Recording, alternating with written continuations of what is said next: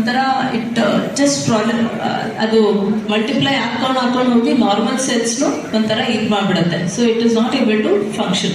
So ನಂದು actually ಇರೋದು gynaec oncology ಅಂತ, ಅಂದರೆ ಎಲ್ಲ ಈ ಫೀಮೇಲ್ ರೀಪ್ರೊಡಕ್ಟಿವ್ ಆರ್ಗನ್ಸ್ ಇದೆಲ್ಲ ಅದರದ್ದು ಕ್ಯಾನ್ಸರ್ ಬಗ್ಗೆ ನಾನು ಮಾಡಿರೋದು, ನಂದು ಸಬ್ಜೆಕ್ಟ್ ಇರೋದು.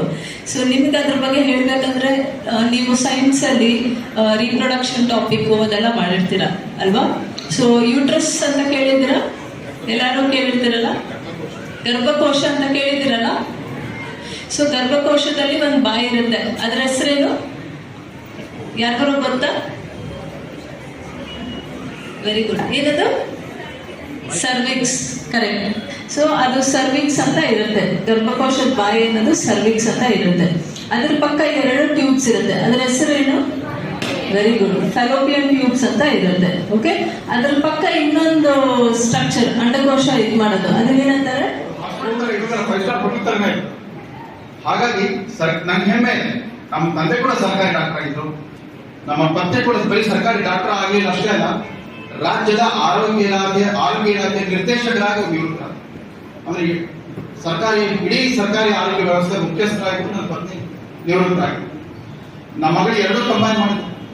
ಅಮ್ಮ ಡಾಕ್ಟ್ರು, ಅಪ್ಪ ಮೇಷ್ಟ್ರು ಮತ್ತು ಡಾಕ್ಟರ್ ಕೆಲಸ ಎಲ್ಲರೂ ಸೇರ್ಕೊಂಡು ಮೆಡಿಕಲ್ ಕಾಲೇಜ್ ಪ್ರೊಫೆಸರ್ ಆಗಿದೆ. ಹಂಗಾಗಿ 2 ಮಾಡ್ತಾರೆ, ಡಾಕ್ಟರ್ ಕೆಲಸ ಮಾಡ್ತಾರೆ, ಟೀಚಿಂಗ್ ಕೆಲಸ ಮಾಡ್ತಾರೆ, ಜೊತೆಗೆ ಆಟನೂ ಆಡ್ತಾರೆ, ಆಡಿಸ್ತಾರೆ.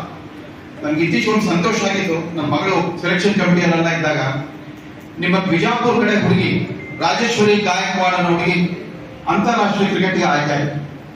ಅದು ನಮ್ಮ ಕರ್ನಾಟಕಕ್ಕೆ ಬಹಳ ಹೆಮ್ಮೆ ಕ್ಷಣ. ಅದು ಪಾಪ ದಲಿತ ಹಿನ್ನೆಲೆಯಿಂದ ವರ್ಗದಿಂದ ಬಂದ ಹುಡುಗಿ.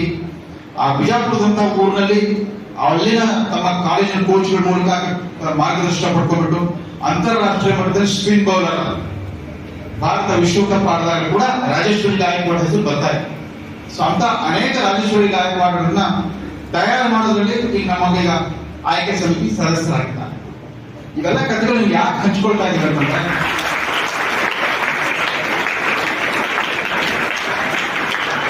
ನಾಳೆ ಹೋಗ್ತಾ ಇದ್ದಾರೆ. Actually very thankful to you madam.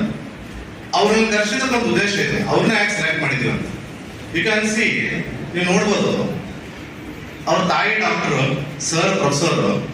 So obviously ಅವ್ರ ಮೇಲೆ ವಿದ್ಯಾರ್ಥಿ ಜೀವನದಲ್ಲಿ ಅವ್ರೊಬ್ಬರು ಡಾಕ್ಟರ್ ಆಗೋದಂತ ಅವ್ರ ಕನಸಿದ್ರು. ಸೊ ಆ ತರ ತಂದೆ ತಾಯಿ ಕನಸನ್ನು ನೆರವೇರಿಸಿದ್ರು, she become a doctor. Side by side ಅವ್ರ ವಿದ್ಯಾರ್ಥಿ ಜೀವನದಲ್ಲಿ ಅವ್ರಿಗೆ ಕ್ರಿಕೆಟ್ ತುಂಬಾ ಅಟ್ಯಾಚ್ ಆಯ್ತು.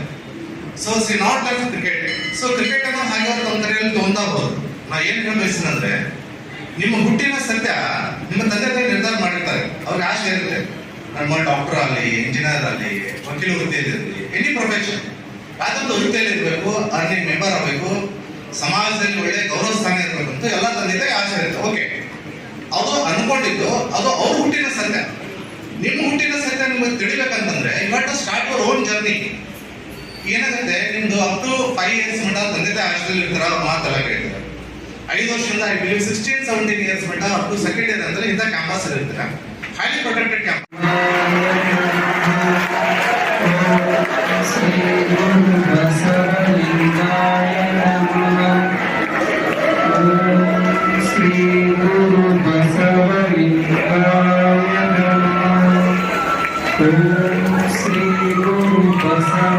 ರೇಷ್ಮಿ ಅವರೇ ಹಾಗೂ ನಮ್ಮ ಸಂಘದ ಎಲ್ಲ ನಿರ್ದೇಶಕ ಮಂಡಳಿ ಹಾಗೂ ಸಂಘದ ಸದಸ್ಯರೇ, ಎಲ್ಲ ಪ್ರಾಧ್ಯಾಪಕರೇ, ವಿದ್ಯಾರ್ಥಿನಿಯರೇ, ಎಲ್ಲರಿಗೂ ನನ್ನ ಶುಭ ಮುಂಜಾನೆಯ ನಮಸ್ಕಾರ.